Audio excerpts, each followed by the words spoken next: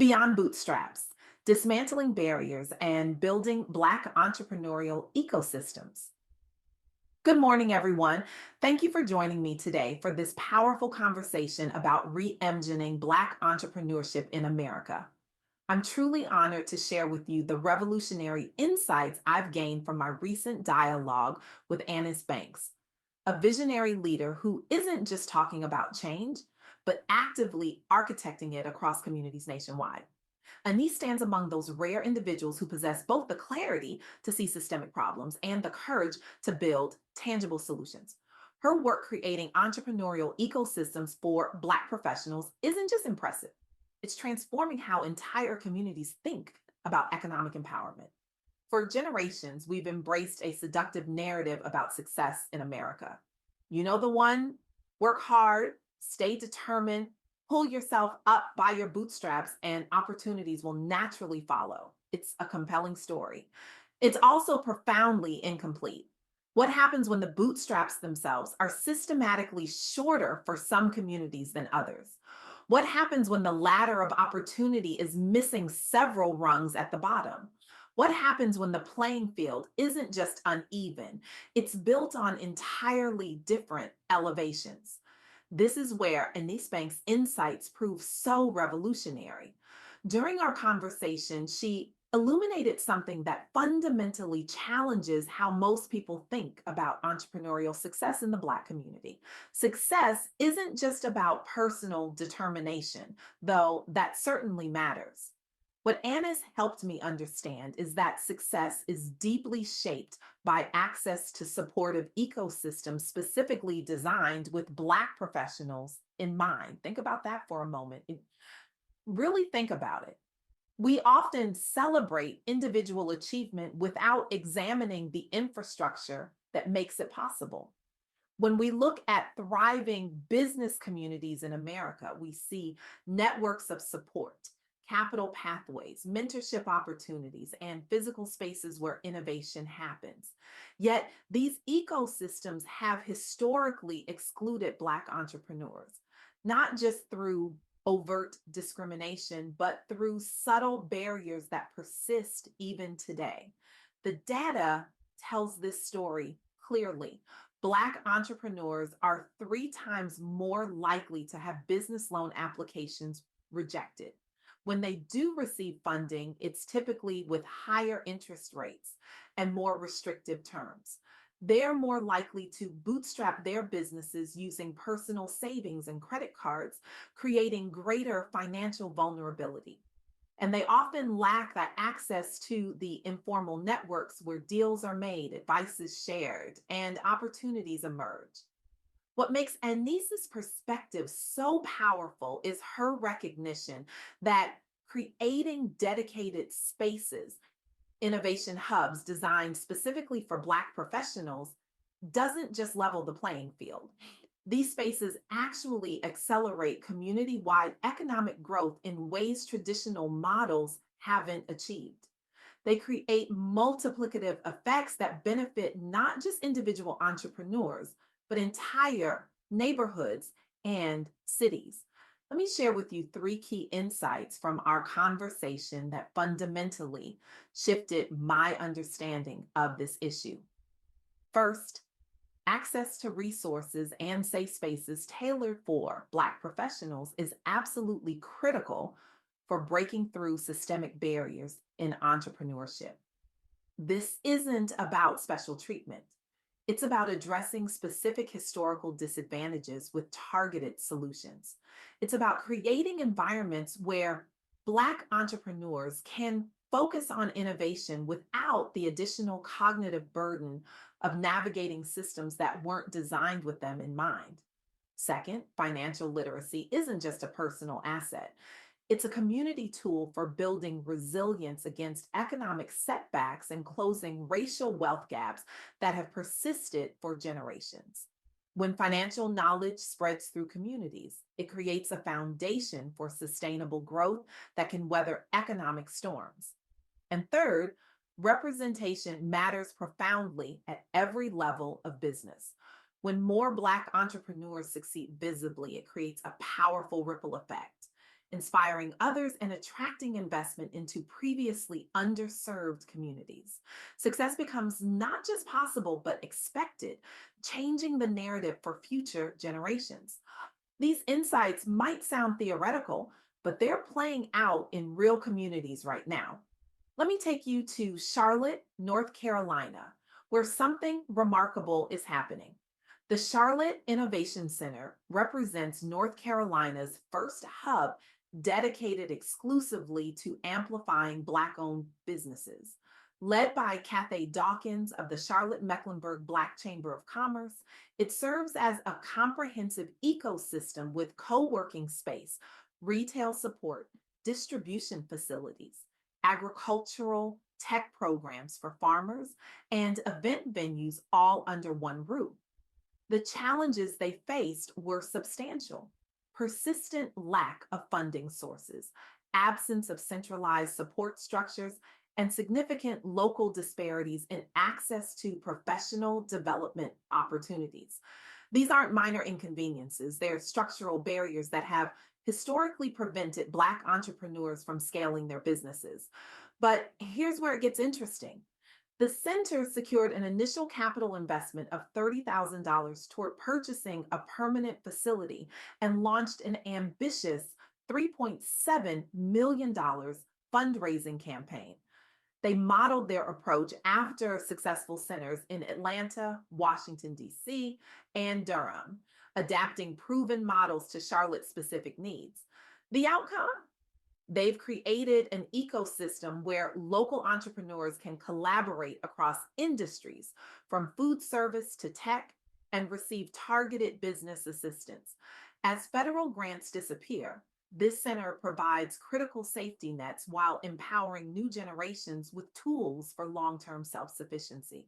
This isn't just about providing office space, it's about creating an environment where Black entrepreneurs can thrive without constantly navigating the additional burden of systemic barriers. It's about allowing talent and innovation to flourish on their own merits. But physical spaces are just one piece of the puzzle.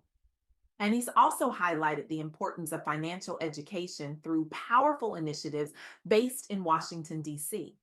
These programs focus on improving financial education among young African American adults through nonprofit partnerships with schools and local employers. The challenges they're addressing are sobering: significant unemployment disparities, with Black unemployment rates 7 times higher than white rates in some areas, lack of accessible financial education resources, and limited generational wealth transfer due to historic discrimination.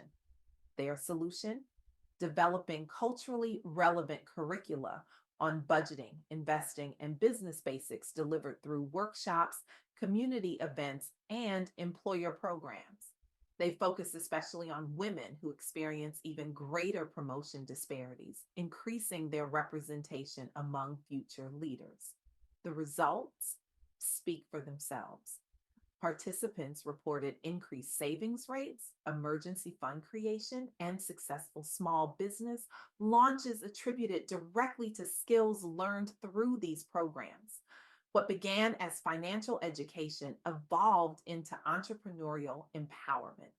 This initiative wasn't born in a vacuum. It was sparked by data showing persistent employment and wealth gaps rooted not only in individual choices, but also in institutional inequity stretching back generations, including redlining and slavery era policies still impacting families today. By acknowledging this history directly, they've been able to develop more effective solutions.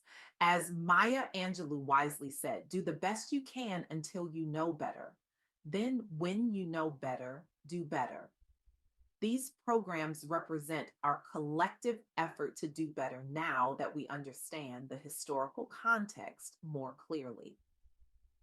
The third revelation from my conversation with Anise reveals where modern Black entrepreneurs are finding their greatest success. Recent data highlights 5 industries where Black business owners are excelling nationally: real estate, professional services like consulting and legal work, manufacturing, food and beverage production, and transportation and warehousing. Many are leveraging digital platforms and social media networks as launchpads for growth. The challenges remain significant. Historical exclusion from lucrative sectors through discriminatory lending practices, limited intergenerational mentorship networks, and underrepresentation leading investors and customers alike to overlook qualified founders. But innovative solutions are emerging. Formation of online peer groups and mastermind collectives, targeted accelerator and incubator participation focused on minority owned startups, and strategic partnerships with established brands seeking supplier diversity. The outcome has been a surge in high growth startups founded and scaled by young African American innovators, driving job creation within their own communities. Many founders started side hustles during pandemic layoffs or recessions before transitioning full time after seeing market traction online. What's particularly exciting is how these success stories are changing public perceptions about what successful entrepreneurship looks like and making those pathways visible and repeatable for others. As I reflect on these insights from my conversation with Anise Banks, I'm struck by how they challenge the conventional narrative about entrepreneurship. We often celebrate the lone genius, the individual who overcomes all odds through sheer force of will. But what these examples reveal is that community ecosystems matter profoundly. Individual determination is necessary but not sufficient. The most successful entrepreneurs, regardless of background, benefit from supportive networks, access to capital, mentorship, and physical spaces where innovation can flourish. When these resources have been systematically less available to Black entrepreneurs, creating dedicated spaces isn't preferential treatment, it's addressing a specific historical disadvantage. I'm reminded of the African proverb: if you want to go fast, go alone. If you want to go far, go together. What Anise Bank's work demonstrates is that community centered approaches to entrepreneurship don't just benefit individual business owners, they transform entire economic landscapes. Financial literacy becomes not just personal knowledge, but community power. Representation becomes not just symbolic visibility, but economic leverage, and dedicated spaces become not just convenient amenities, but essential infrastructure for growth. So, where do we go from here? The question isn't whether we should create more equitable entrepreneurial ecosystems. The question is how quickly we can build them and how boldly we can reimagine what's possible when we do. I challenge each of you today to examine your own sphere of influence. Are you an investor? Consider how your portfolio reflects or fails to reflect the diversity of talent in our communities. Are you an educator? Ask whether your curriculum acknowledges the systemic barriers that shape entrepreneurial outcomes. Are you a business leader? Look at your supplier diversity, your hiring practices, your mentorship programs, and if you're an entrepreneur yourself, especially a Black entrepreneur, know this: your success isn't just about you. When you break through barriers, you create pathways for others to follow. When you build businesses, you build communities. When you create wealth, you create possibility. The brilliant Shirley Chisholm once said, if they don't give you a seat at the table, bring a folding chair. What Annis Banks's work suggests is something even more powerful. Build new tables where everyone has a seat by design. The time for incremental change has passed. We need bold, systemic approaches that acknowledge historical inequities and create new possibilities. We need to move beyond the bootstraps narrative to a more honest conversation about how success actually happens in America.